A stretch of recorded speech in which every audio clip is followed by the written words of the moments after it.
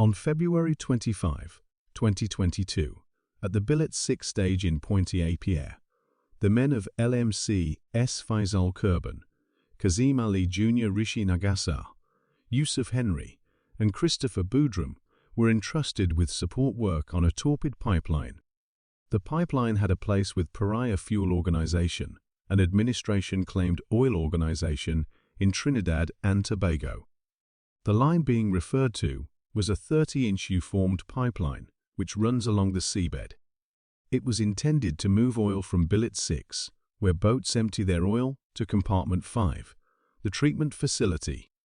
While some gamble was involved, the 5-man plunging group were completely ready and experienced jumpers.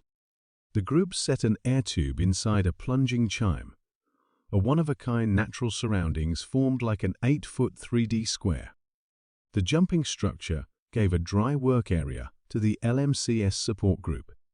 LMC-SE introduced the solid shape structure over the line at billet 6 to uproot the water inside the workspace. The shape made a tension pocket of air that constrained out the seawater to make a fitting work area. When prepared, this workspace permitted the group to eliminate their jumping gear and securely utilize their devices to play out their fundamental work. Without a doubt, they had finished the technique many times. As the 5 veteran jumpers played out their obligations, it was the same old thing, to the point that it was no longer. The organization introduced an inflatable attachment 14 days sooner to safeguard the line's oil and forestall pollution. The line wasn't in assistance then, however, it very well may be placed into administration when required. The business refers to this as dead legs, and it isn't without its dangers. While this is standard method, the cycle requires extraordinary preparation, process danger risk evaluation, and close checking. Through extraordinary preparation and conversations, planning for upkeep occupations like this can require days, while possibly not longer. Tragically, this probably implies the oil organization wasn't willing to plan for a protected activity. In any case, as most workers, the 5 jumpers were following requests. The jumpers plunged to their work site, uninformed about the astonishment. It just so happens, inflatable attachments like this are compressed, keeping down the high-pressure air in the plunging chime and the low-pressure air in the actual line. These occasions made the equation for calamity. When Ali Jr. given a wrench to his crewmates in the plunging ringer, they started slackening the valve to deliver the fitting. The 5 jumpers had no advance notice. When they delivered the fitting, the strain distinction transformed within the line into a constant vortex, savagely sucking in air, water, individuals, and gear into its profundities. The force of the pull was areas of strength for excessively. A downpour of water flooded into the plunging chime, transforming their safe haven into a passing snare. The unexpected deluge of water and strain differential released a power that yanked the men and their devices into the limited pipeline. Quickly, they wound up rushing viciously through a whirlpool of water and oil for a horrifying 90 seconds, battling for oxygen. Unexpectedly, they ground to a halt. They collected themselves and surveyed their situations in the line, understanding the weightiness of their circumstance. They found that the rough cyclone of water, air, and oil left them settled someplace in the line where an air pocket permitted them to relax. The last one standing, Christopher Boudram, strikingly relates how it went down. Their battle for endurance was just start. The men were caught inside a 1,200-foot-long oil pipe, perplexed, harmed, and in outright fear. In the midst of this disarray and dread, the men attempted to impart and keep each other's spirits up. Nonetheless, the truth of their circumstance crushed down any desire for endurance. The GoPro that had been with them for the plunge recorded the entire situation, catching the sheer dread and hints of battle as the men battled for their lives. Chris at first accepted they had been heaved through the line carelessly, so they needed to creep in reverse to get pipe. However, Kazim, Yusuf, and Faisal were certain they had gone in foot first. Thus, he confided in the judgment of the greater part. As the most unharmed jumper, Chris put his feet on Kazim's shoulders. He then, at that point, taught Kazim to arrange the remainder of the gathering and coordinated Faisal to push everybody since he was at the back. Connected all together, and with Chris in front, they began attempting to get pipe.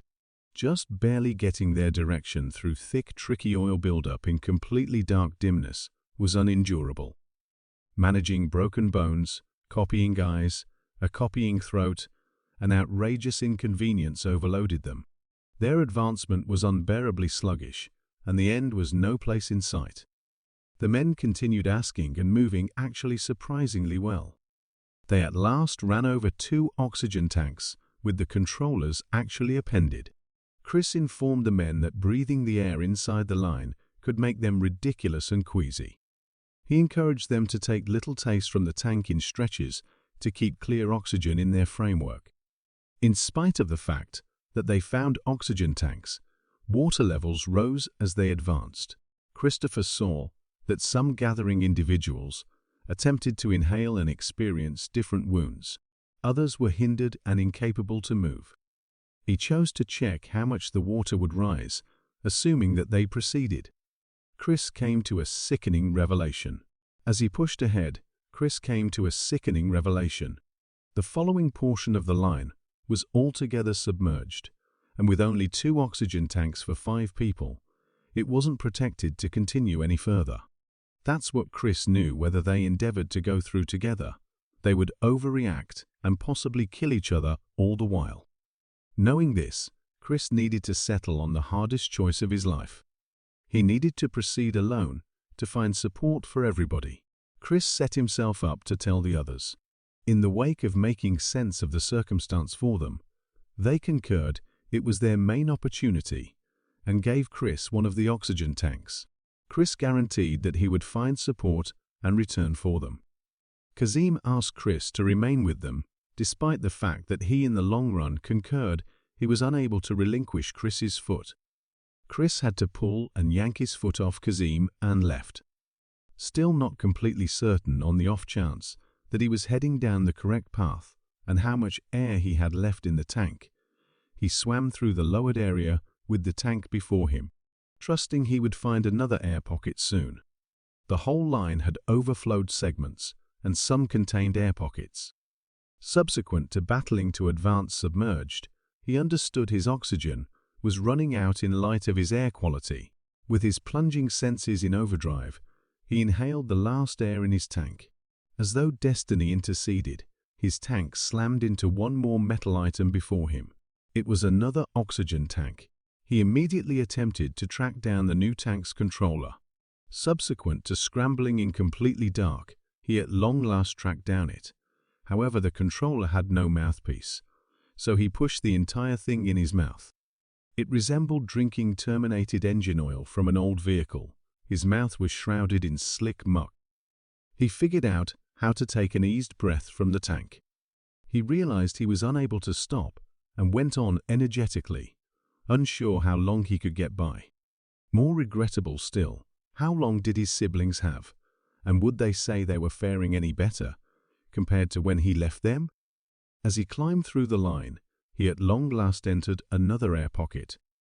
However, intuitively, he realized his main break was getting back to the riser.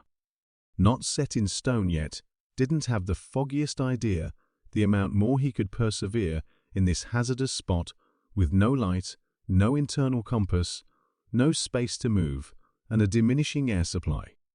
His eyes and throat consuming, his body sore, Christopher poured his direction through the smooth, watery pipeline.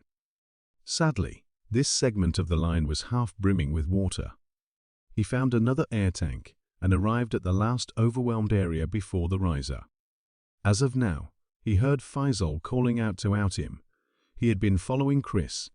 He requested that Chris stand by before he entered the last overflowed area. Yet, Chris let him know he was unable to stand by any more, that they had been in the line excessively lengthy, and that there was no time to spare. They talked about the probability that they were going to compartment 6. Chris needed to continue on without Faisal. In the wake of guaranteeing, Faisal had an oxygen tank. Chris had no choice except for to enter the water. He went on until he found the curve in the line that he trusted would prompt salvation. After seemingly hours, this next choice would determine his destiny. This was the critical point in time. Either this was compartment 5, which was fixed off by a fitting, or this was billet 6 where they came from. As he decided for the third chance to pass on, with one final push of assurance, he started off towards the riser. As Chris kept on swimming, he understood how tired he was, yet not entirely set in stone to make it out and save his team. With oil consuming his eyes and his lungs and weariness, making his body weighty, Chris ultimately arrived at the highest point of the line. However, he endured the difficulty. It wasn't finished at this point. As Christopher related the circumstance to the clinical consideration staff, he described however many subtleties, as could be expected under the circumstances about the men and their situation. Tragically, the remainder of the LMCS group couldn't trust Christopher's story. The organization expected that the pipeline was loaded with oil and that any oxygen tanks they had would just allow them an hour of air each. Salvage jumpers from the LMCS group dove down and thumped on the line, attempting to find where the men were. They got the delightful hints of somebody thumping back, without a doubt giving the caught men trust. Be that as it may, the LMCS group still couldn't seem to figure out how to get them out.